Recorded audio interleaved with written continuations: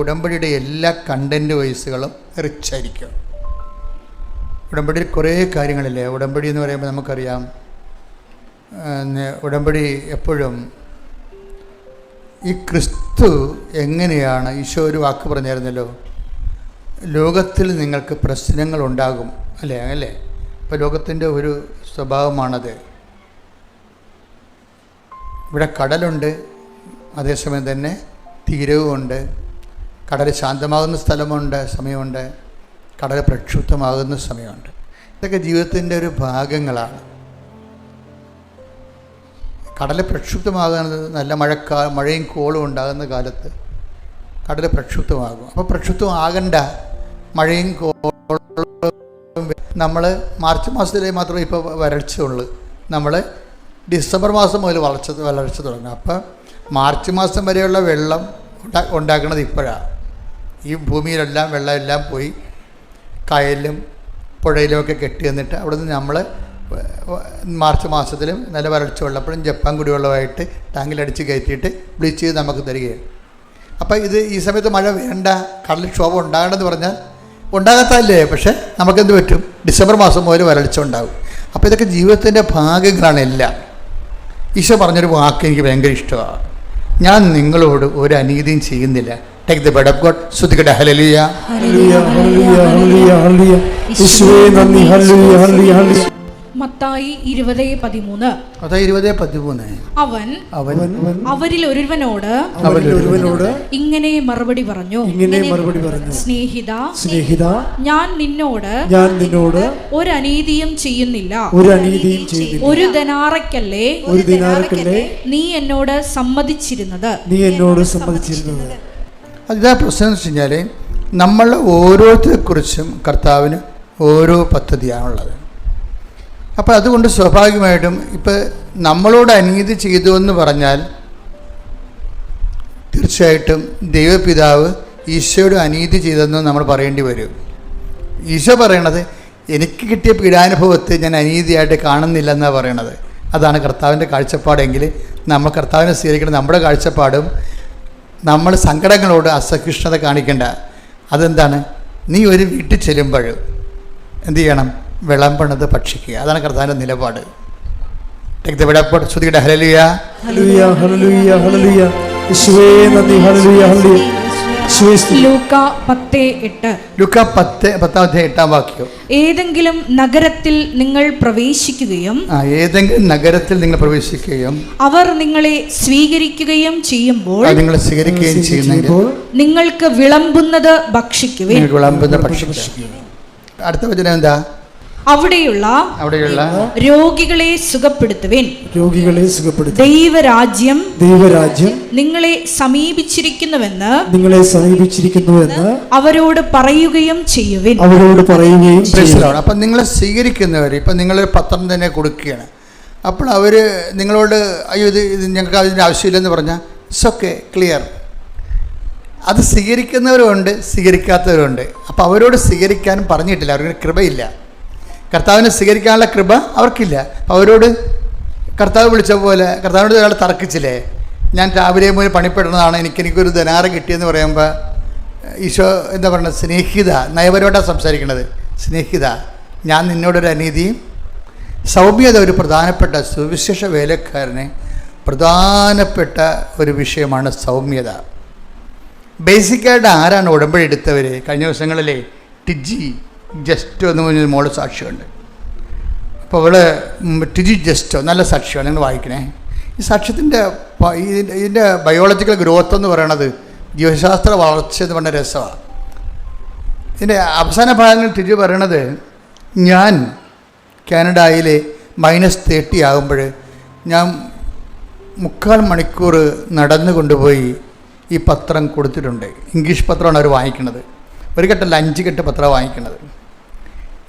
ഞങ്ങളുടെ ഒരു അവസ്ഥയിൽ 5 കെട്ട് മേടിക്കാൻ പറ്റത്തില്ല. കാര്യം ഇത് കൊടുക്കാൻ ഞാൻ ആൾക്കാർ അറിഞ്ഞവർക്ക് കൊടുക്കത്തില്ല, ഞാൻ ഇംഗ്ലീഷുകാർക്കാണ് കൊടുക്കണത്.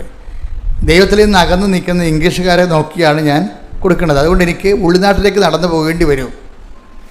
അപ്പോൾ നടക്കുമ്പോഴെന്ന് വെച്ച് കഴിഞ്ഞാൽ, ഇപ്പം ഞാൻ തന്നെ അവിടെ ചെന്നപ്പോൾ അന്ന് 20 പോസിറ്റീവ് +20. 20 പോലും എനിക്ക് ഭയങ്കര പാടായിരുന്നു. ഇപ്പോൾ ഇവരെന്താ പറയണത്? 50 ആണ് പറയണത്. 20 കൂടിയിട്ട് 0 ആയിട്ട് പിന്നെ -20. നമ്മുടെ കൈ പുറത്ത് വന്നാൽ മരവിക്കും. മരവിച്ചാൽ ചിലപ്പോൾ അത് ചെത്തിക്കളയാനേ പറ്റത്തുള്ളൂ. -20 -30 എന്ന് പറയണത്. -30 ഈ കൃപാസനം പത്രവും കൊണ്ട് ഇംഗ്ലീഷുകാർ കർത്താവിനെ നിന്ന് അകന്നു പോകുന്ന ഇംഗ്ലീഷുകാരെ തിരക്കി ഇവർ പോവുകയും. അപ്പോൾ ചെന്നിട്ട് അവിടെ ചെന്ന് പറഞ്ഞു, sir I am a Marian missionary. പരിചയപ്പെടുത്തണത് തന്നെ കേട്ടാൽ നമ്മുടെ തൊണ്ടയിടറും. എന്തോ ഒരു വല്ലാത്തതാണ് ഇത്. അവരോട് പറയണത്, sir I am a Marian missionary. എന്താണ്? ഞാൻ ഈ മഞ്ഞിൻ്റെ അകത്ത് നടന്ന് ഇവിടെ വന്ന് അങ്ങയെ കാണാൻ ആഗ്രഹിക്കുന്നതിൻ്റെ കാരണം ഞാനൊരു മരിയൻ മിഷണറി ആയതുകൊണ്ടാണെന്ന്. കർത്താവിൻ്റെ ഒരു മാതാവിൻ്റെ ഒരു പ്രേക്ഷിതയാണ്. ഇതാണ് ഈ പ്രേക്ഷിതരെന്ന് പറയണത്. വെച്ച് കഴിഞ്ഞാൽ ഇത് എന്തിന് നമ്മൾ ഉടമ്പടി എടുക്കുമ്പോൾ നമ്മൾ ആദ്യമേ നിങ്ങൾ നിങ്ങളുടെ വിഷയം മറക്കണം, ദൈവത്തെക്കുറിച്ച് ഓർക്കണം. ഇതാണ് ഉടമ്പടി എന്ന്. ഉടമ്പടിയിൽ ആകുമ്പോൾ ഉണ്ടാകുന്ന ഒരു ഉറപ്പെന്ന് പറഞ്ഞാൽ എന്താണ്? നമ്മുടെ വിഷയം നിങ്ങൾ മറക്കണം. നമുക്ക് ചില സമയത്ത് പറ്റുന്ന ഒരു അബദ്ധം എന്ന് പറയണത്, നമ്മൾ ദൈവത്തെക്കുറിച്ച് ഓർക്കത്തുമില്ല, നമ്മുടെ വിഷയം തന്നെ നമ്മളെപ്പോഴും ഓർത്തുകൊണ്ടിരിക്കും. അതാണ് ഉടമ്പടി. അത് ചിലർക്കത് ഉടമ്പടി ഫയറാകാത്തതിൻ്റെ കാരണം അതാണ്. നമ്മുടെ വിഷയം ദൈവത്തെക്കുറിച്ച് ഓർക്കണത് രാവിലെയുള്ള പ്രത്യക്ഷ പ്രാർത്ഥന ഓർക്കും. വൈകുന്നേരം നിങ്ങൾ ഉടമ്പടി പ്രാർത്ഥനയുണ്ട്, അതും പ്രത്യക്ഷീണ പ്രാർത്ഥന പോലെ തന്നെ മസ്റ്റാണ്, പ്രധാനപ്പെട്ടതാണ്. നിങ്ങളിവിടെ തിരികെത്തിച്ച മാതാവിൻ്റെ മുമ്പിൽ ഒന്ന് പ്രഖ്യാപനം ചെയ്തതാണ് ഇതെല്ലാം. അപ്പോൾ രാവിലെ 20 മണി, വൈകുന്നേരം ചില സമയത്ത് വീട്ടിലുണ്ടാകത്തില്ല. ആ സമയത്ത് നിങ്ങൾ വരുമ്പോൾ ചിലപ്പോൾ 11 മണിയൊക്കെ ആവും. അപ്പോൾ ചിലർ 11 മണിയാകുമ്പോൾ ആ പ്രത്യക്ഷ വന്നിട്ട് ആദ്യം ചെയ്യേണ്ട കാര്യം എന്താണ്? നിങ്ങളവിടെ ഇല്ലെങ്കിൽ വന്നിട്ട് ആദ്യം ചെയ്യേണ്ടത് സന്ധ്യക്കുള്ള ഉടമ്പടി പ്രാർത്ഥനയാണ് ചെയ്യേണ്ടത്. അപ്പോഴെന്താ ചെയ്യുക? എന്താ അപ്പോൾ സംഭവിക്കണമെന്ന് ചോദിക്കുമ്പോൾ ദൈവത്തിന് മനസ്സിലാകും. ഇപ്പോൾ ടിജിയുടെ അവസ്ഥ കണ്ട, ടിജിനെ കണ്ടാൽ ഇനി ദൈവത്തോട് എക്സ്പ്ലെയിൻ ചെയ്യേണ്ട കാര്യമില്ല, ബാർഗെയിൻ ചെയ്യേണ്ട കാര്യമില്ല. കാര്യം എന്താ? ടിജി ദൈവത്തിൻ്റെ ആളാണെന്ന് അവൾക്കും അറിയാം, ദൈവത്തിനും അറിയാം. അപ്പോൾ എപ്പോഴും നമ്മൾ ശ്രദ്ധിക്കേണ്ടത് ദൈവത്തിൻ്റെ ആളാണെന്നുള്ള കാര്യം. ഈ ഭൂമിയിൽ ഉടമ്പടി എന്തിനാണ് എടുത്തതെന്ന് ചോദിച്ചു കഴിഞ്ഞാൽ, ഞാൻ ഫുൾ ടൈം ദൈവത്തിൻ്റെ ആളാകാൻ വേണ്ടിയാണ് എടുത്തതെന്ന് പറയണം. നിങ്ങളെ പറയണ IELTS പാസ്സാകാനാണെന്നൊക്കെ പറയണം. IELTS പോലും ഈ ടിജിയുടെ ജസ്റ്റോ എന്നാണ് ഭർത്താവിൻ്റെ പേര്. ജസ്റ്റോയും ടിജിയും കൂടിയാണ് ഇപ്പോൾ കാനഡയിൽ പോയിരിക്കണത്. അപ്പം ജസ്റ്റോയുടെ കാര്യം എന്ന് വെച്ചാൽ, ജസ്റ്റോ ഒരിക്കലും ചിന്തിച്ചിട്ടില്ല വേറെ ഒരു രാജ്യത്ത് പോയി വർക്ക് ചെയ്യുന്നതിനെക്കുറിച്ച് ചിന്തിച്ചിട്ടില്ല. കാര്യം എന്താണെന്ന് വെച്ച് കഴിഞ്ഞാൽ, ജസ്റ്റോ 10ാം ക്ലാസ്സിലേ പഠിച്ചിട്ടുള്ളൂ, അത് കഴിഞ്ഞ് പഠിച്ചിട്ടില്ല. പക്ഷേ ടിജിയെ കല്യാണം കഴിച്ചപ്പോൾ ഇവർ കുടുംബമായിട്ട് അവിടെ പോയതാണ്. കാരണം ടിജിക്ക് അവിടെ ജോലി കിട്ടാനുള്ള സാധ്യത ഉള്ളതുകൊണ്ട് ഇവർ ഒരു ജോലി തിരക്കി പോയതാണ് കുടുംബസമേതം. പക്ഷെ അവിടെ ചെന്നപ്പോൾ കുറേയുള്ള പ്രശ്നം എന്ന് വെച്ച് കഴിഞ്ഞാൽ, ആദ്യത്തെ പ്രശ്നം എന്ന് വെച്ച് കഴിഞ്ഞാൽ, ഈ ജസ്റ്റോ എന്ന് പറഞ്ഞ ഭർത്താവിന് IELTS എഴുതാതെ അവിടുത്തെ ഒരു കാര്യത്തിലേക്ക് കടക്കാൻ പറ്റത്തില്ല. ജോലി സംബന്ധമായ കാര്യമോ വിസയോ PR ഒന്നും നടക്കത്തില്ല. അപ്പോൾ ജസ്റ്റോ അതിനെക്കുറിച്ച് ചിന്തിച്ചിട്ട് കൂടിയില്ല. എങ്ങനെയാണ് 10ാം ക്ലാസ് മാത്രം പാസ്സായ തനിക്ക് എങ്ങനെയാണ് IELTS പാസ്സാകും? അത് മലയാളം മീഡിയത്തിലാണ്, എങ്ങനെ പാസ്സാകാൻ പറ്റില്ലെന്ന് അറിയത്തില്ല. പക്ഷേ എന്താ ടിജി എന്താ പറയുക? ടിജിക്ക് ഭയങ്കര ഉറപ്പാണ്, നിങ്ങൾ എഴുത്, നമ്മളെ കൊണ്ടുവന്നത് മാതാവാണ് ഇവിടെ. ഇത് അങ്ങനെ പറഞ്ഞു കൊടുക്കാനുള്ള ഒരു കോൺഫിഡൻസ് നമുക്കുണ്ടാകണം. ഉടമ്പടിയിലെ കാര്യങ്ങളെല്ലാം നമ്മൾ സത്യസന്ധമായിട്ടാണ് ചെയ്യണമെങ്കിൽ ഈ കോൺഫിഡൻസ് നമുക്ക് പെട്ടെന്നുണ്ടാകും. ടിജിക്ക് നല്ല കോൺഫിഡൻസാണ്. എന്താ കാര്യം? അവൾ പറയണത് ഞാൻ ഉടമ്പടി പാലിക്കല്ല ചെയ്തത്. അവൾ പറയുന്നുണ്ട്. അവളുടെ കോൺഫിഡൻസിൻ്റെ കാര്യം പറയണത് എന്താണ്? ഞാൻ ഉടമ്പടി പാലിക്കല്ല ചെയ്തത്, പിന്നെ എന്താണ്? ഞാൻ ജീവിക്കുകയാണ് ചെയ്തതെന്നാണ്. അപ്പോൾ തന്നെ ഞാനോട് ഇവൾക്കുള്ളതല്ല ആള് എന്ന് വെച്ചാൽ അവർ തന്നെത്താൻ ഒരു ഉടമ്പടി അനുഭവത്തിലേക്ക് വന്നിരിക്കുക. എന്താ പറയണത്? ഞാൻ ഉടമ്പടി പാലിക്കുകയല്ല ചെയ്തത്. ഞാൻ എന്തുകൊണ്ടാണ് ജസ്റ്റോട് പറഞ്ഞത്, നിങ്ങൾ IELTS എഴുതി, മാതാവല്ലേ തരണത്, കമ്പനി ഡിപ്പാർട്ട്മെൻറ്റൊന്നും ഒന്നും അല്ലല്ലോ. കമ്പനി അത് നിലപാടാണ്. ഉടമ്പടി നമുക്ക് നിലപാടുണ്ടാക്കും. അതിൻ്റെ അകത്ത് വെസ്റ്റ എന്നും പറഞ്ഞുകൊണ്ട് എന്താണ് മക്കളൊന്ന് ശ്രദ്ധിച്ച മക്കളെ, സാക്ഷികളിലൂടെ ഞങ്ങളെ പഠിപ്പിക്കുന്നതിന് നന്ദി പറയുന്നു. മഹത്വം ആദ്യം ഈ ടിജോക്ക് വേണ്ടത് വെസ് എന്നും പറഞ്ഞ ഒരു സർട്ടിഫിക്കറ്റാണ്. എന്ന് വെച്ച് കഴിഞ്ഞാൽ അവർ അവിടെ നിലനിന്ന് പോകണമെന്നുണ്ടെങ്കിൽ ഇയാളുടെ കമ്പനി, അതായത് ലൊക്കോം മൊബൈലിൻ്റെ മെക്കാനിസ്റ്റാണ് ആൾ. പക്ഷേ ഈ സർട്ടിഫിക്കറ്റ് അവിടെ കാണിച്ചിട്ട് അവിടെ ഒരു അംഗീകരിക്കണില്ല. അതായത് എന്താ കാര്യം എന്ന് വെച്ച് കഴിഞ്ഞാൽ അവരുടെ ഇതിൻ്റെ ഇക്വാലൻ്റ് ആയിട്ടുള്ള സർട്ടിഫിക്കറ്റ് വേണം. അപ്പോൾ ഈ ഇക്വാലൻ്റ് സർട്ടിഫിക്കറ്റ് അവിടെ നിന്ന് കിട്ടത്തുള്ളൂ. അതായത് ഇങ്ങയുടെ മെക്കാനിക്കൽ ഡിഗ്രിക്ക്, ഡിപ്ലോമയ്ക്ക് ഇക്വാലൻ്റ് ആയിട്ടുള്ള തുല്യമായിട്ടുള്ള അവിടുത്തെ സർട്ടിഫിക്കറ്റ് വേണം. അവിടുത്തെ സർട്ടിഫിക്കറ്റ് വേണമെന്ന് പറഞ്ഞപ്പോൾ ഈ വെസ് എന്ന് പറഞ്ഞ കമ്പനി പറഞ്ഞ് അവരുടെ അടുത്ത് കൊണ്ട് ആപ്ലിക്കേഷൻ പറഞ്ഞു, നിങ്ങൾക്കത് കിട്ടാൻ സാധ്യതയില്ല, നിങ്ങൾക്കത് കിട്ടത്തില്ല, ഇന്ന കാരണങ്ങൾ കൊണ്ട് കിട്ടത്തില്ലെന്ന് പറഞ്ഞു. അപ്പം കിട്ടത്തില്ല എന്ന് പറഞ്ഞപ്പോഴും ഈ ടിജിക്ക് മറ്റയാൾ അപ്പം തന്നെ തളർന്ന്, എന്താ കിട്ടത്തില്ലല്ലോ. അപ്പോഴും ഉടനെ ടിജി നമ്മുടെ ഉടമ്പടി ക്ലാസ് വിടാതെ കൂടുന്ന ആളാണ്. ടിജി പറയും, ഇത് കമ്പനിയല്ലേ, കർത്താവല്ലല്ലോ, അതാണ് വിഷയം. ഇങ്ങനെയാണ് വിഷയത്തെ വിശ തരിക എന്ന് പറയുമ്പോൾ പറയും, ഇത് കമ്പനിയല്ലേ, കമ്പനിയല്ലല്ലോ കർത്താവ്, യേശുവല്ലേ കർത്താവ്. അതെവിടെ നിന്ന് കിട്ടിയതാണ്? അത് ഈ നമ്മുടെ ഫെയ്ത്ത്, നമ്മുടെ വിശ്വാസം, നമുക്ക് 4 തരത്തിൽ വിശ്വാസം നമുക്ക് എക്സ്പ്രസ് ചെയ്യാൻ പറ്റും. 4 തരത്തിൽ. എന്താണ്? ഒന്നാമത്തെ തരമെന്ന് പറയണത് നമ്മുടെ പ്രാർത്ഥനയാണ്. പ്രാർത്ഥന വഴി ആണ് നമ്മൾ വിശ്വാസം നമ്മൾ എക്സ്പ്രസ് ചെയ്യണത്, വെളിപ്പാക്കണത്. പ്രാർത്ഥനയ്ക്ക് വരുമ്പോഴുള്ള പ്രശ്നം എന്നത് ഈടുവെപ്പ് കുറവായിരിക്കും. പ്രാർത്ഥന ചെയ്യും. ചില ആൾക്കാരൊക്കെ പറഞ്ഞില്ലേ, ഞാൻ 150 വിശ്വാസ പ്രമാണം ചെല്ലിയെന്ന് പറഞ്ഞാൽ പ്രത്യേകിച്ച് ഈടുവെപ്പില്ല. ഈടുവെപ്പെന്നില്ല, നമ്മുടെ കയ്യിൽ നിന്ന് അതിൻ്റെ അകത്തൊരു ഡിപ്പോസിറ്റ് ഒന്നും വരണില്ല. നാക്ക് കൊണ്ട് ഇങ്ങനെ കുത്തിയിരുന്ന് എവിടെയെങ്കിലും ലൈറ്റും ഫാനൊക്കെ ഇട്ടുകൊണ്ട് ഉള്ളൊരു പരിപാടിയായിട്ടാണ് പ്രാർത്ഥന മാറ്റണത്. നമുക്ക് നഷ്ടമില്ലല്ല, നമുക്ക് നഷ്ടമില്ല. അതിൻ്റെ അകത്ത് നഷ്ടപ്പെട്ട് പ്രാർത്ഥിക്കുക മാത്രമേ പ്രാർത്ഥനയ്ക്ക് അതിൻ്റെ നിരത ദ്രവ്യം കിട്ടണം, ദ്രവ്യം ഉണ്ടാകണം. ഈ പ്രാർത്ഥനാ ജീവിതമാണെന്നൊരു കാര്യമില്ല. ഈ പ്രാർത്ഥനക്കാരെ ആൾക്കാർക്ക് ഇഷ്ടപ്പെടാത്ത കാര്യം ഇവന്മാർ മെയ്യട്ട് കൊണ്ടൊന്നും ചെയ്യത്തില്ല. അതാണ് ഏറ്റവും വലിയ പ്രശ്നം. പ്രാർത്ഥിക്കാൻ എളുപ്പമാണല്ലോ, കാറിലിരുന്ന, വണ്ടി ഇരുന്ന, ബൈക്കിൽ ഇരുന്നൊക്കെ പ്രാർത്ഥിക്കാം. പക്ഷേ ഇൻവെസ്റ്റ്മെൻ്റ് ഇല്ല. ഇൻവെസ്റ്റ്മെൻ്റ് എന്ന് പറയുന്നത് ദൈവത്തിന് ഈ സംഭവം എടുക്കണമെന്നുണ്ടെങ്കിൽ അതിൻ്റെ സ്റ്റാമ്പ് വേണം, ഡ്യൂട്ടി അടിക്കണം ഈ സംഭവത്തെ. എന്ന് വെച്ചാൽ നമ്മൾക്ക് അതുകൊണ്ടാണ് ഈ പ്രാർത്ഥന ആൾക്കാർക്ക് വിശ്വാസമില്ല എന്ന് പറയുന്നത്. ഇപ്പം ഞാനവിടെ പ്രാർത്ഥിക്കുക എന്ന് പറഞ്ഞാൽ എന്ത് പറ്റും? നിങ്ങൾ പറഞ്ഞിട്ടില്ലേ, ഞാൻ 39 വർഷത്തെ കുർബാന എന്തെല്ലാം ഇൻവെസ്റ്റ് ചെയ്യണം അതിൻ്റെ അകത്ത്. അതിന് പിന്നെന്താ പറയണത്? എൻ്റെ കഴിഞ്ഞ കാല ജീവിതത്തിൽ നിന്ന് ദൈവത്തിന് സംപ്രീതമായി തോന്നിയുകൊണ്ട് മാതാവിൻ്റെ പ്രത്യക്ഷീകരണം, ആ മാതാവിൻ്റെ പ്രത്യക്ഷീകരണ അടിസ്ഥാനത്തിൽ ഇവിടെ നടന്ന ആരാധനകൾ, ഇതെല്ലാം കാര്യമാണ് ഇതിൻ്റെ ഈടുവെപ്പ് കൊടുക്കുന്നത്. അപ്പം ചെക്ക് എഴുതി കഴിഞ്ഞാൽ അത് വണ്ടിച്ചെക്കാകത്തില്ല. അതാണ് വിഷയം. നിങ്ങളുടെ പ്രാർത്ഥനകൾ വണ്ടിച്ചെക്കാകരുത്. ഞാൻ എപ്പോഴും നിങ്ങളോട് ചോദിക്കും, for what I hear you, എന്തുകൊണ്ട് ഞാൻ നിങ്ങളെ കേൾക്കണം ദൈവം ചോദിച്ചാൽ നമുക്ക് എന്തെങ്കിലും വളരെ കാറ്റഗോറിക്കലായിട്ടുള്ള ഈടുള്ള എന്തെങ്കിലും പറയാനുണ്ടാകണം. അതുകൊണ്ടാണ് ഞാൻ നിങ്ങളുടെ പ്രേക്ഷിത വേല കൂട്ടണത്. മനസ്സിലായില്ലേ? പ്രേക്ഷിത വേല കൂട്ടത്തില്ല. ഇപ്പം അവൾ തന്നെ ചെയ്യണമെന്ന് അവൾ അവളൊരു കെട്ട് പത്രം എടുക്കേണ്ട ആൾ 5 കെട്ട് എടുത്തിട്ട് മഞ്ഞെന്ന് പറയാൻ പറ്റുകയില്ല, ആ ഹിമപാതമാണ് നടക്കുന്നത്. ഈ -30 നടന്ന് ഒരാളെ കാണാൻ പോവുകയാണ്. എന്നിട്ട് ഇവള് പറയണൊരു കാക്കുണ്ടേ, ഞാനതൊക്കെ പത്രം കൊടുത്തു കഴിഞ്ഞാൽ പത്രം അയാൾ എന്ത് ചെയ്യുമെന്ന് ഞാൻ നോക്കിക്കൊണ്ടിരിക്കുമെന്ന് എനിക്ക് സങ്കടമാണ്. കാര്യം അയാളത് ബാഗിൽ വെച്ചാൽ ഓക്കെ, അയാളെ കളയുകയാണെങ്കിൽ ഞാൻ അവിടെ പോയി എടുക്കുമെന്ന്. ഇതാണ് വിഷയം. ഇതിവിടെ വരുന്ന വിഷയം എന്ന് വെച്ചപ്പോൾ നമ്മൾ എന്ത് പറയേ, ഞാൻ എന്നിട്ട് എല്ലാ വേസ്റ്റ് ബിന്നും പൊക്കി നോക്കും.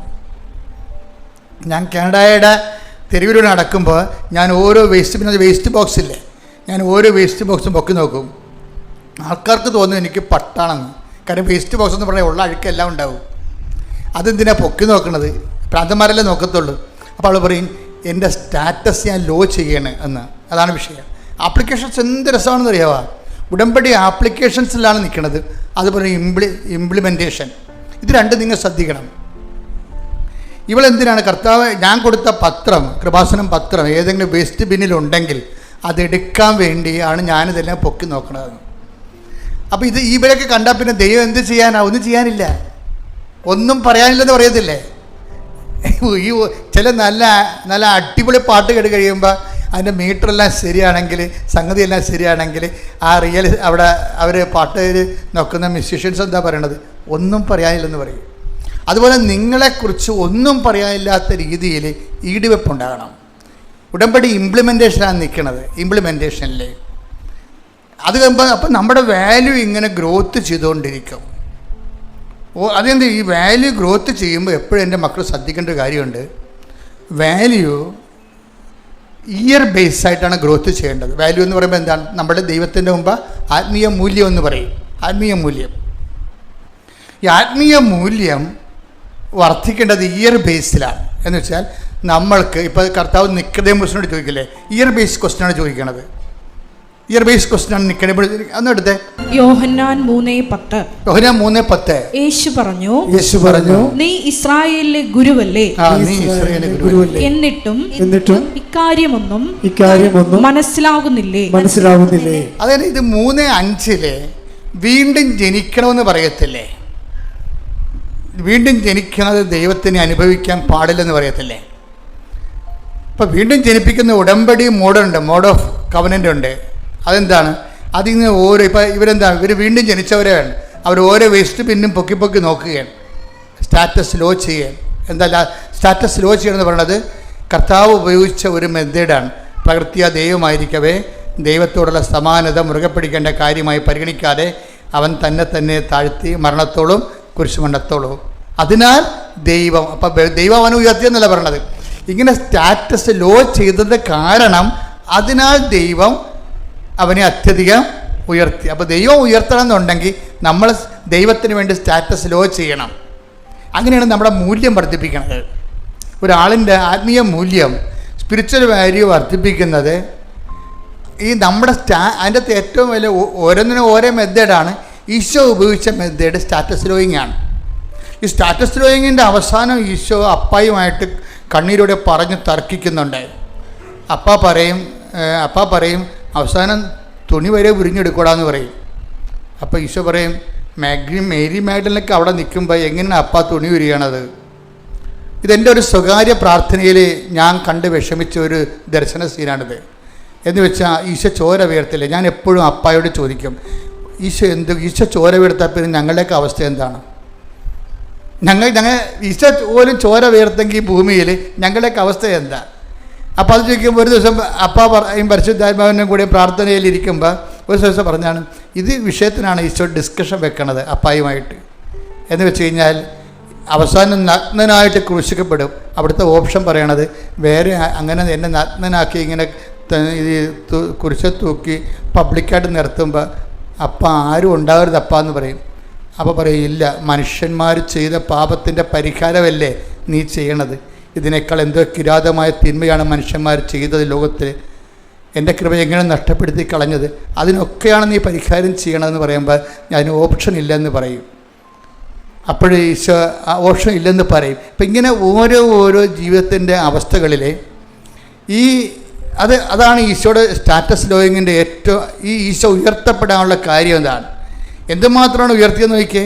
എന്തുമാത്രം ദൈവത്തിന് നമ്മൾ താഴ്മകൾ സ്വീകരിക്കുന്നുവോ അതനുസരിച്ചായിരിക്കും നമുക്ക് ദൈവം നമ്മളെ ഉയർത്തുന്നത്. അതിനാൽ ആ വാക്കെടുത്തേ, ഫിലിപ്പി 2:7 മുതലുള്ള തിരുവചനങ്ങൾ. തന്നെ ശൂന്യനാക്കിക്കൊണ്ട് ദാസന്റെ രൂപം സ്വീകരിച്ച് മനുഷ്യരുടെ സാദൃശ്യത്തിൽ ആയിത്തീർന്ന് ആകൃതിയിൽ മനുഷ്യനെ പോലെ കാണപ്പെട്ടു. മരണം വരെ, അതേ കുരിശു മരണം വരെ അനുസരണമുള്ളവനായി തന്നെ താഴ്ത്തി. ആകയാൽ ദൈവം അവനെ അത്യധികം ഉയർത്തി. ഇപ്പം നമ്മൾ ഉടമ്പടി ഉദ്ദേശിക്കുന്നത് നമ്മളിന്ന് ദൈവം ഉയർത്തിയാലേ നമ്മൾ ചില ആൾക്കാർ ഉയരത്തുള്ളൂ. മനസ്സിലായില്ലേ? അത് നിങ്ങൾ എപ്പോഴും മനസ്സിലാക്കണം. നിങ്ങൾക്ക് തന്നെ അറിയാം. ഇനി അളിയനുണ്ടായിരുന്നു, അമ്മാവനുണ്ടായിരുന്നു, മക്കളുണ്ടായിരുന്നു, കൂട്ടുകാരുണ്ടായിരുന്നു, പാർട്ടി ഉണ്ടായിരുന്നു, എല്ലാവരും നമ്മളെ കൈയൊഴിഞ്ഞ്. ഇപ്പം എന്താണ്? ഇനി ദൈവം ഉയർത്തിയാലേ ഇനി നമ്മൾ ഉയരത്തുള്ളൂ. അതിനെന്ത് ചെയ്യണം? ദൈവം ഉയർത്തണമെങ്കിൽ എന്ത് ചെയ്യണം? നമ്മൾ സ്റ്റാറ്റസ് ലോ ചെയ്യണം. പറ്റുന്നത് സ്റ്റാറ്റസ് ലോ ചെയ്ത് കഴിഞ്ഞാൽ നമ്മളെ തന്നെ താഴ്ത്തിയാലേ ദൈവത്തിന് എന്തെങ്കിലും പ്രയോജനം ഉണ്ടാകണം. അവൻ പ്രകൃതിയാ ദൈവത്തോട് സമാനത മുറുകെ പിടിക്കേണ്ട. ഇപ്പം ഇവരെന്താ ചെയ്യണത്? ഞാനൊരു ഭ്രാന്തിയെപ്പോലെ ഞാൻ ഓരോ വേസ്റ്റ് ബിന്നുകളും തുറന്നു നോക്കിക്കൊണ്ട് പോകുന്നു. എന്താണ് മലയാളികളെപ്പോലെ ആരെങ്കിലും കൊണ്ടുപോയി വിവരമില്ലാത്തവൻ അതിൻ്റെ അകത്ത് കൃപാസനം പത്രം ഇട്ടിട്ടുണ്ടെങ്കിൽ ആ പൈസയിൽ നിന്ന് എടുത്തിവിടെ കഴുകി ഉണക്കും, പറ്റുന്ന രീതിയിലൊക്കെ അത് തിരിച്ചു കൊടുക്കാൻ പറ്റുമോ എന്ന് നോക്കും. അപ്പോൾ ദൈവത്തിൻ്റെ തിരുസന്നിധിയിൽ നമ്മുടെ സത്യസന്ധത വ്യക്തമാകും. എനിക്ക് തോന്നുന്നത് നിങ്ങൾ ചില ആൾക്കാർ തോറ്റിരിക്കുന്നത് ദൈവത്തിൻ്റെ തിരുസന്നിധി സത്യസന്ധത വ്യക്തമാക്കാൻ പരാജയപ്പെട്ടതാണ്. നിങ്ങളുടെ പ്രത്യക്ഷീണ പ്രാർത്ഥനയിലും ഒരു പൊതിച്ചോറിലും ഉടമ്പടിയെ ഒതുക്കി. അതാണ് ഇവിടെ സംഭവിച്ചിരിക്കുന്നത്. ഒരു പ്രത്യക്ഷീണ പ്രാർത്ഥനയിലും ഒരു പൊതിച്ചോറിലും. അതിനകത്ത് ജിജി പറയണതിൻ്റെ കാരണം ജിജി പറയുന്നുണ്ട്. അതായത് അവൾ കാരുണ്യ പ്രവൃത്തിയെക്കുറിച്ച് പറയുന്നുണ്ട്. അവിടെ കാനഡയിലൊക്കെ ഉള്ളത് ഈ ഇങ്ങനെ ആൾക്കാർക്ക്, രോഗികൾക്ക് ഭക്ഷണം ഇല്ലാത്തവർക്ക് കൊണ്ട് ഭക്ഷണം കൊടുക്കാൻ പറ്റത്തില്ല. അതിനൊക്കെ ഓരോ മാർജിൻ ഷോപ്പിലൊക്കെ ഫുഡായിട്ടുള്ള ഫുഡ് കൗണ്ടറുണ്ട്, ഫുഡ് ബാങ്കുകളുണ്ട്. അവിടെ നമുക്ക് ഫുഡ് വാങ്ങിച്ച് കൊടുക്കാൻ പറ്റും. അപ്പോൾ ടിജി പറയണത് ഞാൻ അങ്ങനെ കൊടുക്കത്തില്ല. എന്താ കാര്യം? അത് കാരുണ്യ പ്രവൃത്തിയാണ് എന്ന് അച്ഛൻ പറഞ്ഞിട്ടുണ്ടെന്ന്. അതാണ് വിഷയം. ഞാൻ പ്രസംഗം ശ്രദ്ധിക്കുന്നതാണ്. അത് കാരുണ്യ പ്രവൃത്തിയാണ്. ശരിക്കും നമുക്ക് വേണ്ടത് കാരുണ്യ പ്രവൃത്തി അല്ല. എന്താണ്? കൃപാവര പ്രവൃത്തിയാണ്. കാരുണ്യ പ്രവൃത്തി കൊണ്ട് അനുഗ്രഹമേ കിട്ടത്തുള്ളൂ. കൃപ കിട്ടണമെങ്കിൽ കൃപാവര പ്രവൃത്തി വേണം. അത് ഞാനെന്ന് പറയണ എമ്പതിക്കായിട്ടുള്ള കാര്യങ്ങളുണ്ടാകണം. ഈശോ എന്താ പറഞ്ഞത്? കൃപാവര പ്രവൃത്തികളെക്കുറിച്ചാണ് പറഞ്ഞത്. നമ്മളതിനെ വിവരമില്ലാതെ കാരുണ്യ പ്രവൃത്തി എന്ന് വിളിച്ചതാണ്. കൃപാവര പ്രവൃത്തിയെക്കുറിച്ചാണ് ഈശോ പറഞ്ഞത്. എന്താണ്? ഞാൻ രോഗിയായിരുന്നു, നിങ്ങൾ എന്നെ ഞാൻ രോഗിയായിരുന്നു, എൻ്റെ ഭക്ഷണം നിങ്ങൾ ഫുഡ് ബാങ്കിൽ കൊണ്ടേ കൊടുത്തെന്നല്ല പറയണത്. ഇത് മനസ്സിലാക്കാനുള്ള വിവേചനം ഈ സ്ത്രീക്കുണ്ട്. പരിശുദ്ധാത്മ നിലവിലാണ്. എല്ലാവരും കൊണ്ടേ കൊടുക്കണ ഈ പല വിദേശ രാജ്യങ്ങളിലുള്ള ആൾക്കാരൊക്കെ ചെയ്യണത് ഫുഡ് ബാങ്കിൽ കൊടുത്തിട്ട് ഏതാണ്ട് വലിയ ആനക്കാരും ചെയ്തതെന്ന് പറഞ്ഞ് അവിടുത്തെ ബാഗ് മേടിച്ചതിന് വീട്ടിൽ പോകും. അങ്ങനെയല്ല ഇവർ പറയണത്. ഇത് ഇവിടെ കൊടുത്ത കാരുണ്യ പ്രവൃത്തി ആകത്തുള്ളൂ. ഈശോ അങ്ങനെയല്ല പറഞ്ഞത്. ഈശോ എന്താ പറഞ്ഞത്? എന്നെ പേഴ്സൺ ടു പേഴ്സൺ മീറ്റ് ചെയ്യണം. എന്താ കാര്യം? ആ രോഗി ഞാനാണ്. എനിക്ക് വേണ്ടി വല്ലോടത്തും കൊണ്ടേ ഭക്ഷണം കൊടുക്കരുത്, എനിക്ക് വേണ്ടി എൻ്റെ കയ്യിൽ തന്നെ കൊണ്ടുവരണം. അതാണ് കൃപ. കൈയടിച്ച് ശ്രദ്ധിക്കട്ടെ. Hallelujah, hallelujah, hallelujah, hallelujah, hallelujah. മഹത്വം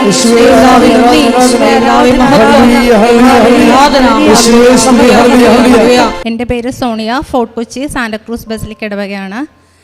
ഞാൻ ലോക്ക്ഡൗണിൻ്റെ സമയത്ത് ഓൺലൈൻ ഉടമ്പടി എടുത്തായിരുന്നു. ആ സമയത്ത് എനിക്ക് മുട്ടുകാല് ഭയങ്കര വേദനയായിരുന്നു, ഇരിക്കാൻ പറ്റത്തില്ല. പ്രാർത്ഥന ചൊല്ലാൻ ഇരിക്കുമ്പോഴും പായലിരിക്കുന്നത് എൻ്റെ ഹസ്ബൻഡിൻ്റെയും അവൻ്റെയും സപ്പോർട്ടുകൂടി ആയിരുന്നു.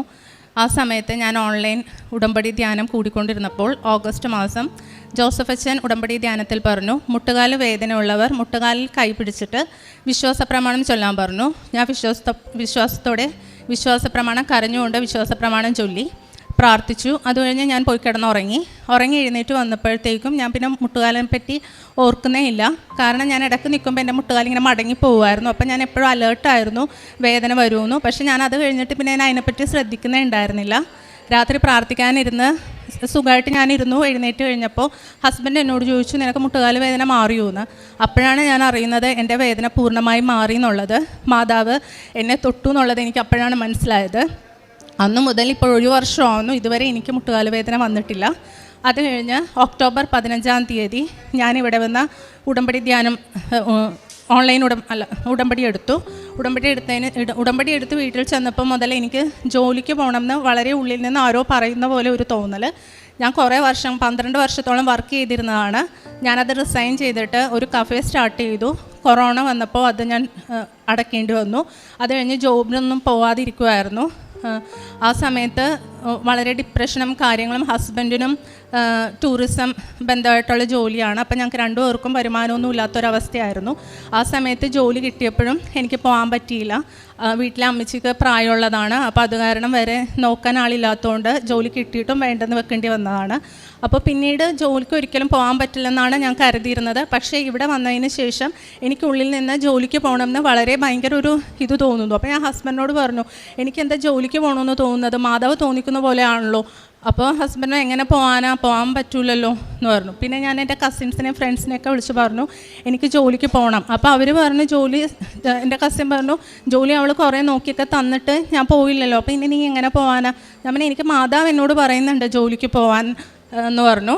ഞാൻ രാത്രി പ്രാർത്ഥിച്ചുകൊണ്ടിരുന്നപ്പോൾ ഞാൻ മാതാവിനോട് പറഞ്ഞു, മാതാവാണ് എനിക്ക് ജോലിക്ക് പോകാൻ വേണ്ടി പറയുന്നതെങ്കിൽ ഒരു 3 കിലോമീറ്ററിനുള്ളിൽ ഒരു നല്ലൊരു സ്ഥലത്ത് എനിക്ക് കംഫർട്ടബിൾ ആയത്, അതായത് ഒരു പ്രൈവറ്റ് ഫേമിലൊക്കെ ജോലിക്ക് പോകുമ്പോൾ എനിക്ക് ടെൻഷനാണ്. അപ്പോൾ മേലധികാരിമാരുടെ ഒരു പ്രശ്നങ്ങളോ അങ്ങനത്തെ കാര്യങ്ങളൊന്നും ഇല്ലാതെ കംഫർട്ടബിളായിട്ട് ജോലിക്ക് പോകാൻ പറ്റണതും, എന്തെങ്കിലും ഒരു ആവശ്യം വന്നാൽ അമ്മച്ചിയുടെ അടുത്തേക്ക് വരാൻ പറ്റുന്ന ദൂരത്തിലുള്ള ഒരു 3 കിലോമീറ്ററിനുള്ള ഒരു ജോലി എനിക്ക് വേണം. ഇത് ഞാൻ പറയുന്നത് ഒക്ടോബർ 25-ാം തീയതിയാണ്. അപ്പോൾ ഞാൻ എൻ്റെ കസിനോട് പറഞ്ഞപ്പോൾ അവൾ ചോദിച്ചു, നീ 5 ദിവസം അപ്പം ഞാൻ മാതാവിനോട് പറഞ്ഞു, മാതാവ് എനിക്ക് മാതാവ് പറഞ്ഞിട്ടാണെങ്കിൽ എനിക്ക് നവംബർ 1 തന്നെ ജോലിക്ക് ജോയിൻ ചെയ്യണം, അല്ലെങ്കിൽ അത് എൻ്റെ വെറും തോന്നലാണെന്ന് ഞാൻ വിചാരിച്ചോളാം എന്ന് പറഞ്ഞു. അപ്പോൾ എല്ലാവരും എന്നെ കളിയാക്കുകയാണ് ചെയ്തത്. എൻ്റെ കസിൻ എപ്പോഴും എന്നോട് ജോലിക്ക് പോകാൻ നിർബന്ധിക്കുമായിരുന്നു. പക്ഷേ അവളും എന്നോട് പറഞ്ഞിട്ട് നിന്നെ മാതാവ് ജോലി വെച്ചേക്കുവാണോ 5 ദിവസം കൊണ്ട്. പക്ഷേ എനിക്ക് ഭയങ്കര വിശ്വാസമായിരുന്നു. ഞാൻ പറഞ്ഞു ഇല്ല, നവംബർ 1-ാം തീയതി ഞാൻ എവിടെയെങ്കിലും ജോലിക്ക് കയറിയിരിക്കും എന്ന് പറഞ്ഞു. 25-ാം തീയതി ആയപ്പോൾ എൻ്റെ ഒരു ഫ്രണ്ട് പറഞ്ഞിട്ട് ഞാനൊരു ഇൻ്റർവ്യൂവിന് പോയി. അപ്പോൾ അവർ പറഞ്ഞു ഞങ്ങളൊരു ഇത് തുടങ്ങാൻ പോകുന്നുണ്ട്, പക്ഷേ അതിന് ഗവൺമെൻറ്റിൻ്റെ അപ്രൂവലിന് വേണ്ടി വെയിറ്റ് ചെയ്യുവാണ്, എന്തായാലും സമയം എടുക്കും, ആവുമ്പോൾ പറയാമെന്ന് പറഞ്ഞു. അപ്പം ഞാൻ ഓർത്ത് അതും കിട്ടത്തില്ല എന്ന് വിചാരിച്ചു. പക്ഷേ 31-ാം തീയതി രാത്രി ആയപ്പോൾ ആ ഫ്രണ്ട് എന്നെ വിളിച്ചിട്ട് പറഞ്ഞു, ആ സാറിനെ നീ ഒന്ന് വിളിക്കുക, അവർക്കത് സാങ്ഷൻ ആയിട്ടുണ്ടെന്ന് പറഞ്ഞു. അപ്പോൾ എനിക്ക് ശരിക്കും അത്ഭുതമായി. 30-ാം തീയതി ഞാൻ പുള്ളിയെ വിളിച്ചപ്പോൾ പുള്ളി പറഞ്ഞു ഞങ്ങൾ സാങ്ഷൻ ആയിട്ടുണ്ട്, പക്ഷേ ഓഫീസ് സ്റ്റാർട്ട് ചെയ്യാൻ ഒരു 5-ാം തീയതി 6-ാം തീയതിയൊക്കെ ആവും, ഇത് പെട്ടെന്നാണ് സാങ്ഷൻ ആയത്. അപ്പോൾ ഒരു പണി ചെയ്യും, ഞങ്ങളുടെ ഒരു ബ്രാഞ്ച് ഉണ്ട്, അവിടെ എന്തായാലും നാളെ തന്നെ പോയി ജോയിൻ ചെയ്തോളാൻ പറഞ്ഞു. അങ്ങനെ ഞാൻ 1-ാം തീയതി തന്നെ ജോലിക്ക് കയറി. അത് മാതാവിൻ്റെ വലിയൊരു അത്ഭുതമായിട്ട് ഞാൻ കരുതുന്നു. അതുപോലെ തന്നെ 5 കിലോമീറ്ററിനുള്ളിൽ എന്ന് പറഞ്ഞ ജോലി എനിക്ക് 1 കിലോമീറ്ററിനുള്ളിലാണ് എനിക്ക് ജോലി കിട്ടിയേക്കുന്നത്. എനിക്ക് എപ്പോൾ വേണമെങ്കിലും വീട്ടിൽ വരാനും പോകാനും ഒക്കെ പറ്റുന്ന തരത്തിലുള്ളൊരു ജോലിയാണ് എനിക്ക് കിട്ടിയത്. 3-ാമത്തെ കാര്യം, എനിക്ക് തിരക്കുള്ള സ്ഥലങ്ങളിൽ വരാൻ ഭയങ്കര പേടിയായിരുന്നു. അതെന്ന് വെച്ചാൽ ഞാനിവിടെ ഉടമ്പടി ധ്യാനത്തിനൊക്കെ വന്നാൽ ആ ഗേറ്റിൻ്റെ അടുത്ത് ഇരിക്കുള്ളൂ, അകത്തോട്ട് കയറാൻ എനിക്ക് പേടിയാണ് തിരക്ക് വന്നു കഴിഞ്ഞാൽ. ഇപ്പോൾ കാറിലൊക്കെ പോകുമ്പോഴാണെങ്കിൽ ബാക്ക് സീറ്റിൽ ഇരിക്കുമ്പോൾ എനിക്ക് 3 പേരായിട്ട് ഇരിക്കുമ്പോഴത്തേക്കും എനിക്ക് കുറച്ച് വണ്ടി മൂവ് ചെയ്ത് കഴിയുമ്പോൾ ഞാൻ പറയും ഫ്രണ്ടിലിരിക്കുന്ന ആളോട് ബാക്കിൽ ഇരിക്കാവോ, ഞാൻ അവിടെ ഇരുന്നോട്ടെ. എനിക്കിങ്ങനെ ഭയങ്കര ഉഷ്ണം പോലെ വന്നിട്ട് ഫുൾ വയർത്ത് തല ഇറങ്ങുന്ന പോലെയൊക്കെ വരും. പിന്നെ എനിക്ക് ഭയങ്കര ഷൗട്ടിങ് ആയിരിക്കും, അയ്യോ എനിക്ക് വണ്ടി നിർത്തുമെന്ന് പറഞ്ഞിട്ട്. പിന്നെ ഞങ്ങൾ ടൂറൊക്കെ പോകുമ്പോൾ വേളാങ്കണ്ണിയിലൊക്കെ പോയപ്പോഴും എനിക്ക് ഭയങ്കര പ്രശ്നമാണ്. കാരണം ബസ്സിൽ ആളുകൾ കുറേ ആയിക്കഴിയുമ്പോൾ ഞാൻ ഡ്രൈവറിൻ്റെ സൈഡിലുള്ള സീറ്റിലൊക്കെ പോയിരിക്കും. എല്ലാവർക്കും ഒന്നും ഇത് അറിയില്ല, എൻ്റെ ബ്രദറിനും എൻ്റെ 2 കസിൻസിനും മാത്രം ഇത് അറിയുള്ളൂ. അപ്പോൾ അവർ എന്നെ ഒരുപാട് സപ്പോർട്ട് ചെയ്തിട്ടുണ്ട്. എന്നെ എല്ലാവരും കളിയാക്കും, മാനസിക വിഭ്രാന്തിയാണ് നിനക്കെന്നൊക്കെ പറഞ്ഞിട്ട് ഓഫീസിലുമൊക്കെ. പക്ഷേ എനിക്ക് കളിയാക്കുമ്പോൾ ഞാൻ ചിരിക്കുമെങ്കിലും എൻ്റെ ഉള്ളിൽ ഭയങ്കര വിഷമമാണ്. എനിക്ക് മാത്രം എന്താ ഇങ്ങനെ വരുന്നത്, ഒരു തിരക്കെന്ന് ആലോചിക്കുമ്പോൾ തന്നെ എനിക്ക് പേടിയാണല്ലോ എന്ന്. കഴിഞ്ഞ മാസം ഞാൻ ഉടമ്പടി എടുത്തതിന് ശേഷം ഞാൻ എൻ്റെ ബ്രദറിനെ ഡ്രോപ്പ് ചെയ്യാൻ വേണ്ടി പോയപ്പോൾ ഞാൻ എൻ്റെ ഡാഡിയോട് പറഞ്ഞു, ഡാഡി ഫ്രണ്ടിലിരിക്കും, ഞാൻ ബാക്കിലിരിക്കാമെന്ന് പറഞ്ഞു. അങ്ങനെ ഞാനും എൻ്റെ മോനും മമ്മിയും കൂടെ ബാക്ക് സീറ്റിലിരുന്നു. കൺജസ്റ്റഡ് ആയിട്ടാണ് ഇരുന്നത്. പക്ഷെ കുറച്ച് മുമ്പോട്ട് പോയപ്പോൾ തന്നെ എനിക്ക് ഇതുപോലെ ഉഷ്ണം വന്നു. ഞാൻ എൻ്റെ മാലയിൽ ലോക്കറ്റ് ഇട്ടിട്ടുണ്ട്. ഞാൻ ഒരു പ്രാവശ്യം ഇവിടെ വന്നപ്പോൾ എന്നോട് ഞാൻ ഉടമ്പടി എടുത്തോ ഇല്ലേ എന്ന് ചോദിക്കാതെ തന്നെ അച്ഛൻ എന്നോട് പറഞ്ഞായിരുന്നു, നിൻ്റെ കയ്യിൽ ഉടമ്പടി കാശ് രൂപം ഇല്ലേ, നീ എന്തിനാ പേടിക്കുന്നത്, മാതാവ് നിൻ്റെ കൂടെ ഇല്ലേ എന്ന് പറഞ്ഞായിരുന്നു. പക്ഷേ അപ്പോഴൊന്നും ഞാൻ സാക്ഷ്യങ്ങളൊന്നും കേൾക്കാറുണ്ടായിരുന്നില്ല. അപ്പോൾ എനിക്ക് അറിയില്ലായിരുന്നു ഈ കാശ് രൂപത്തിൻ്റെ ശക്തി. പക്ഷേ പിന്നീട് ഞാൻ ഉടമ്പടി എടുത്തു കഴിഞ്ഞപ്പോഴത്തേക്കും ഞാൻ ഈ കാശ് രൂപം എടുത്ത് എൻ്റെ മാലയിലിട്ടു. ഞാൻ കാറിലിരുന്നപ്പോൾ കാശ് രൂപം കയ്യിൽ പിടിച്ചിട്ട് പ്രത്യക്ഷീകരണ പ്രാർത്ഥന ചൊല്ലിക്കൊണ്ടേയിരുന്നു. അങ്ങനെ 2-3 പ്രാവശ്യം ചൊല്ലിക്കഴിഞ്ഞപ്പോഴത്തേക്കും എൻ്റെ ശരീരം അങ്ങ് തണുക്കുന്ന പോലെയായി. എനിക്ക് കൂളായിട്ട് ഇരിക്കാൻ പറ്റി. അത് കഴിഞ്ഞ് ഞാനിവിടെ 2 പ്രാവശ്യം കൃപാസനത്തിൽ വന്നപ്പോഴും ഇത്ര തിരക്കിൻ്റെ ഇടയിൽ പോലും രാവിലെ കുർബാനയുടെ സമയത്ത് വന്നിട്ട് പോലും എനിക്കൊരു പേടി ഉണ്ടായിരുന്നില്ല. ആ പേടി എന്ന് പറഞ്ഞാൽ നിങ്ങൾക്ക് എത്രത്തോളം മനസ്സിലാവും എന്ന് എനിക്കറിയത്തില്ല. നമ്മളെല്ലാ സ്ഥലത്തും ഇൻസൾട്ടഡ് ആയി പോവും. കാരണം ഒരു തിരക്കെന്ന് ആലോചിക്കുമ്പോൾ തോന്നും. ബസ്സിൽ നിന്ന് പോലും ഞാൻ ബസ് സ്റ്റോപ്പിലല്ലാത്ത സ്ഥലത്ത് ഓടി ഇറങ്ങിയിട്ടുണ്ട്. എന്നിട്ട് കുറേ നടന്നിട്ട് വേണം അടുത്ത സ്റ്റോപ്പ് എത്താൻ. പക്ഷേ അങ്ങനെ ഒരു സ്ഥലത്തും പോകാൻ പറ്റത്തില്ല. ബ്ലോക്കൊക്കെ വരുമ്പോൾ 2 വീലറിലാണെങ്കിൽ പോലും എനിക്ക് 2 വീലർ അവിടെ ഇട്ടിട്ട് ഇറങ്ങി ഓടാൻ തോന്നും. അതുപോലത്തെ പേടിയായിരുന്നു. മാതാവ് അത് പൂർണ്ണമായും എനിക്കിൽ നിന്ന് എടുത്തു മാറ്റി. 4-ാമത്തെ സാക്ഷ്യം എന്ന് പറയുന്നത്, എൻ്റെ കയ്യിൽ ഇവിടെ വട്ടത്തിൽ ഓവൽ ഷേപ്പിൽ ഒരു അലർജി വന്നിട്ടുണ്ടായിരുന്നു. അത് ലോക്ക്ഡൗൺ സമയത്തായിരുന്നു. ഞാൻ യൂട്യൂബൊക്കെ നോക്കി കുറേ പരിപാടിയൊക്കെ അത് ചെയ്തു. അതാകെ കറുത്ത് വൃത്തികേടായി. ഞാൻ അടുത്തുള്ളൊരു ക്ലിനിക്കും കൊണ്ട് കാണിച്ചപ്പോൾ അവിടുത്തെ ഡോക്ടർ പറഞ്ഞു, ഇതിന് ഇവിടെ നോക്കാൻ പറ്റത്തില്ല, ഇത് എന്താണെന്ന് മനസ്സിലാവാനുള്ള ലാബുള്ള ഏതെങ്കിലും ഹോസ്പിറ്റലിൽ കൊണ്ട് കാണിക്കാൻ പറഞ്ഞു. അങ്ങനെ ഞാൻ വലിയ ഹോസ്പിറ്റലിൽ കൊണ്ട് കാണിച്ചപ്പോൾ പുള്ളി പറഞ്ഞു, ഇതിപ്പോൾ ബ്ലഡൊക്കെ ടെസ്റ്റ് ചെയ്ത് നോക്കേണ്ടി വരും, ഇത് കണ്ടിട്ട് എനിക്കൊന്നും മനസ്സിലാവില്ല എന്ന് പറഞ്ഞു. പുള്ളി ടെസ്റ്റ് ചെയ്തു. എന്നിട്ട് എനിക്ക് ഒരാഴ്ചത്തൊക്കെ മരുന്ന് തന്നു. ആ മരുന്ന് കഴിച്ച് എനിക്കൊരു മാറ്റമില്ല. 2-ാമത്തെ ആഴ്ച എന്നപ്പോൾ എന്നാൽ ഇത് വേറെ ആയിരിക്കും എന്ന് പറഞ്ഞാൽ വേറെ മരുന്ന് തന്നു. എന്നിട്ടും എനിക്ക് മാറിയില്ല. 3-ാമത്തെ ആഴ്ച ആയപ്പോൾ ഞാൻ ഉടമ്പടി നൊവേന ഉണ്ടായിരുന്നു ഇവിടുത്തെ. അത് ലൈവല്ലായിരുന്നു, അല്ലാതെ ഞാൻ ഉടമ്പടി നൊവേന ഞാൻ കണ്ടുകൊണ്ടിരിക്കുകയായിരുന്നു. അപ്പോൾ ഞാൻ 1, 2, 3 കണ്ടു കഴിഞ്ഞിട്ടുണ്ടായിരുന്നു. 8ാമത്തെ ദിവസമാണ് ഞാൻ ഡോക്ടറിൻ്റെ അടുത്ത് പോകുന്നത്. അപ്പോൾ അതിൽ നിന്ന് ഇങ്ങനെ വെള്ളം ഒലിച്ചുകൊണ്ടിരിക്കും. ഞാൻ അടുക്കളയിലൊക്കെ നിൽക്കുമ്പോഴത്തേക്കും ആ തുണി ഇങ്ങനെ കെട്ടി വെച്ചിട്ടാണ് ഇരിക്കുന്നത്. രാത്രി കിടക്കുമ്പോഴും അങ്ങനെയാണ് ചെയ്യുന്നത്. വെള്ളം വന്നുകൊണ്ടിരിക്കുന്നു, കുഞ്ഞു കുഞ്ഞു കുരുക്കൾ പോലെ ഉണ്ടാവും.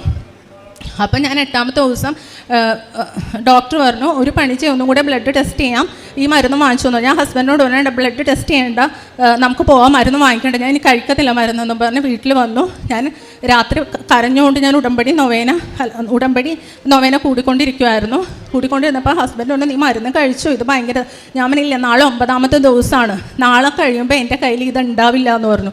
അപ്പോൾ ഹസ്ബൻഡിനെ അറിയാം, ഇപ്പോൾ 2-3 പ്രാവശ്യമായിട്ട് എനിക്കിങ്ങനെ അത്ഭുതങ്ങൾ ഇതായതുകൊണ്ട് ഹസ്ബൻഡ് പറഞ്ഞു, നീ വിശ്വാസത്തോടെ പ്രാർത്ഥിക്കുക, മാതാവ് നിൻ്റെ കൂടെ ഉണ്ടെന്ന് പറഞ്ഞു പോയി. 9ാമത്തെ ദിവസം രാത്രി ഞാൻ നൊവേന കൂടി കിടന്നു. ഞാൻ തുണിയൊന്നും കയ്യിൽ കെട്ടിയില്ല. നേരം വെളുത്തപ്പോഴത്തേക്കും എൻ്റെ സ്കിന്നിൻ്റെ പുറത്തൊരു തടിപ്പ് പോലെ വന്നിട്ടാണ് അതിലേക്ക് കുരുക്കളോ ആ തടിപ്പ് പൂർണ്ണമായിട്ട് മാറി പ്ലെയിൻ ആയിട്ടിരിക്കുന്നു. കറുത്ത കളർ മാത്രമേ ഉള്ളൂ. അത് സാവധാനം 2-3 കുറച്ച് ആഴ്ചകൾക്ക് ശേഷം ഇപ്പം പാട് പോലും ഇല്ല. ഞാൻ മരുന്ന് പോലും കഴിക്കാതെ അത് പൂർണ്ണമായിട്ടും മാറ്റി. ആദ്യമായി തന്നെ പരിശുദ്ധ അമ്മയ്ക്കും ഈശോയ്ക്കും കോടാനുകൂടി ഞാൻ നന്ദി പറയുന്നു. എൻ്റെ ചേച്ചി ഇവിടെ ആദ്യമായി ഉടമ്പടി എടുത്തിരുന്നു. അപ്പോൾ ഞാൻ അമ്മയുടെ സന്നിധിയിൽ വന്ന് സാക്ഷ്യം പറഞ്ഞു. എൻ്റെ പേര് ലവ്യ, മംഗലാപുരം ബെൽത്തങ്കടി രൂപത ഉദന ഇടവകയിൽ നിന്ന് ഞാൻ വരുന്നു. എൻ്റെ ചേച്ചി ഇവിടെ വന്ന് ഉടമ്പടി എടുത്തിരുന്നു. അപ്പോൾ ഞാൻ അമ്മയുടെ സന്നിധിയിൽ സാക്ഷ്യം പറഞ്ഞിരുന്നു. അപ്പോൾ ഞാൻ ഒരുങ്ങിയല്ല പറഞ്ഞിരുന്നു, അതിനും അമ്മയോട് ഞാൻ മാപ്പ് ചോദിക്കുന്നു. ഞാൻ ആദ്യമായി ഓൺലൈൻ ഉടമ്പടിയാണ് എടുത്തത്. അത് 2021 ജനുവരിയിലാണ് ആദ്യമായി എടുത്തത്. അതിലെൻ്റെ നിയോഗമായിരുന്നു, എൻ്റെ മൂത്ത ചേച്ചി എക്സാം എഴുതി, പക്ഷേ പുറത്തു പോകാൻ പറ്റുന്നില്ലായിരുന്നു, പല തടസ്സങ്ങളായിരുന്നു. ഞാനപ്പോൾ ഉടമ്പടി എടുത്ത് പ്രാർത്ഥിച്ചു. ഞാൻ അമ്മയോട് പറഞ്ഞു, ഡിസംബർ 2021 അകം എങ്ങനെയാണേലും ചേച്ചി പുറത്തു പോകാൻ പരിശുദ്ധ അമ്മ അനുഗ്രഹിക്കണമേ എന്ന്. അതുപോലെ തന്നെ ചേച്ചിക്ക് UK പോകാൻ പരിശുദ്ധ അമ്മ അനുഗ്രഹിച്ചു. അതിന് കോടാനുകൂടി ഞാൻ നന്ദി പറയുന്നു. അതുപോലെ തന്നെ എൻ്റെ 2ാമത്തെ ചേച്ചിക്ക് 1 വർഷമായി കല്യാണം ആലോചിക്കാൻ തുടങ്ങിയിട്ട് ഒന്നും ഇഷ്ടപ്പെടുന്നില്ലായിരുന്നു.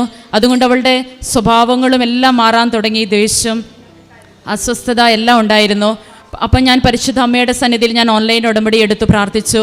അതിൻ്റെ ഫലമായി ഞാൻ പരിശുദ്ധ അമ്മയുടെ ഡേറ്റ് ഇട്ട് പ്രാർത്ഥിച്ചു. ഞാൻ ഇട്ടത് ഒക്ടോബർ 15 പരിശുദ്ധ അമ്മ ഒക്ടോബർ 2 വിവാഹം ഉറപ്പിക്കുകയും ചെയ്തു. അതിനമ്മയ്ക്ക് കോടാനുകൂടി ഞാൻ നന്ദി പറയുന്നു. അടുത്തതായി ഞാൻ തീർത്ഥാടന ഉടമ്പടി വന്ന് അമ്മയുടെ സന്നിധിയിൽ വന്നെടുത്തിരുന്നു. എൻ്റെ ആദ്യത്തെ നിയോഗമായിരുന്നു, എൻ്റെ 2ാമത്തെ ചേച്ചിക്ക് 5 വർഷമായി ചേച്ചിയുടെ സർട്ടിഫിക്കറ്റ് രജിസ്ട്രേഷൻ ആയില്ലായിരുന്നു. അത് നമ്മളെ വല്ലാതെ വേദനിപ്പിച്ചു. അത് അവളുടെ ജീവിതത്തിൽ ഒരു പ്രശ്നമായിരുന്നു അവൾക്ക്.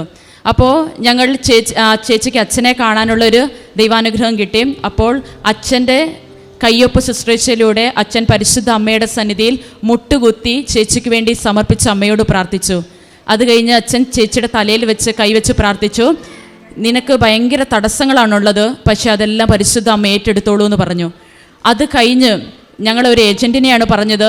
ആ ഏജൻറ്റിനെ എത്ര വിളിച്ചാലും കിട്ടിയില്ലായിരുന്നു, ഫോൺ എടുക്കുകയില്ല. ഫോൺ എടുത്താലും പറയും 2 ആഴ്ച 3 ആഴ്ച 1 മാസം. നമുക്ക് ആകെ ഒരു അതീവ ദുഃഖമായിരുന്നത്. പരിശുദ്ധ അമ്മയുടെ മധ്യസ്ഥതയിലൂടെ അച്ഛൻ്റെ കയ്യൊപ്പ് ശുശ്രൂഷയിലൂടെ ആ ഏജൻറ്റ് ഇങ്ങോട്ട് വിളിക്കുകയും നമുക്ക് പെട്ടെന്ന് തന്നെ അവളുടെ സർട്ടിഫിക്കറ്റ് ഉടനെ തന്നെ ആയി കിട്ടി. അവളുടെ കല്യാണത്തിൻ്റെ 2 ആഴ്ച മുന്നേ പരിശുദ്ധ അമ്മയുടെ അനുഗ്രഹത്താൽ, മധ്യസ്ഥതയാൽ, ഈശോയുടെ അനുഗ്രഹത്താൽ ഞങ്ങൾക്ക് ആ സർട്ടിഫിക്കറ്റ് ലഭിച്ചു. അതുപോലെ തന്നെ എൻ്റെ അനിയത്തി +2 എക്സാം എഴുതിയിട്ടിരിക്കുമായിരുന്നു. അവൾക്ക് നല്ല പേടിയായിരുന്നു. എക്സാമിൻ്റെ 1 ആഴ്ച മുന്നേ അവൾക്ക് ജലദോഷം, പനി എല്ലാം ഉണ്ടായിരുന്നു. അവൾ പറഞ്ഞു, എൻ്റെ ഒന്നും പഠിച്ചായിട്ടില്ല, എനിക്കൊന്നും ഓർമ്മയില്ല എന്ന്. അപ്പം പരിശുദ്ധ അമ്മ കൂടെയുണ്ട്, നീ ഒരിക്കലും പേടിക്കേണ്ട, പോയി എക്സാം എഴുതിക്കോ, ഞങ്ങൾ പ്രാർത്ഥിച്ചോളാം എന്ന് പറഞ്ഞു. പരിശുദ്ധ അമ്മയുടെ പച്ചത്തിരിയും നീലത്തിരിയും 2ഉം കത്തിച്ച് കൈവിരിച്ച് പ്രത്യക്ഷീകരണ പ്രാർത്ഥന ചൊല്ലി ജപമാല ചൊല്ലി ഞങ്ങൾ പ്രാർത്ഥിച്ചു. അതിൻ്റെ ഫലമായി അവൾ തന്നെ ഷോക്കിംഗ് ആണ്, അവൾക്ക് 90% മാർക്ക് പരിശുദ്ധ അമ്മ നൽകി. അതുതന്നെ കോളേജിലെ 2nd റാങ്കറായി. ഫസ്റ്റ് റാങ്കിൽ 1 മാർക്ക് ഡിഫറൻസിലൂടെ പരിശുദ്ധ അമ്മ ഉന്നതമായി അവളെ വിജയിപ്പിച്ചു. അതിൽ എഴുതാൻ ഞാൻ ഒരെണ്ണം മറന്നുപോയി. അവൾ എൻട്രൻസ് എക്സാം എഴുതിയായിരുന്നു. അവൾക്ക് നഴ്സിങ്ങിന് പോകാനായിരുന്നു താല്പര്യം. അപ്പം ഞങ്ങൾ എൻട്രൻസ് എക്സാം എഴുതി അവൾ വെയിറ്റ് ചെയ്യുമായിരുന്നു.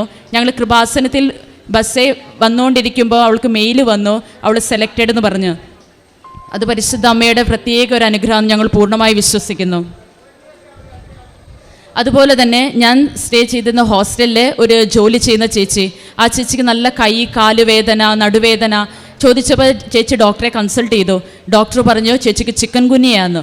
ചേച്ചി വല്ലാത്ത വിഷമമായിരുന്നു. ആ ചേച്ചി ഭയങ്കര തളർന്നു പോയി. അപ്പം ഞാൻ പറഞ്ഞു ചേച്ചി പേടിക്കണ്ട, എൻ്റെ കയ്യിൽ പരിശുദ്ധ ഞാൻ അമ്മയുടെ സന്നിധിയിൽ ഉടമ്പടി എടുത്തത്, എൻ്റെ കയ്യിൽ നേർച്ച വസ്തുക്കളുണ്ട്.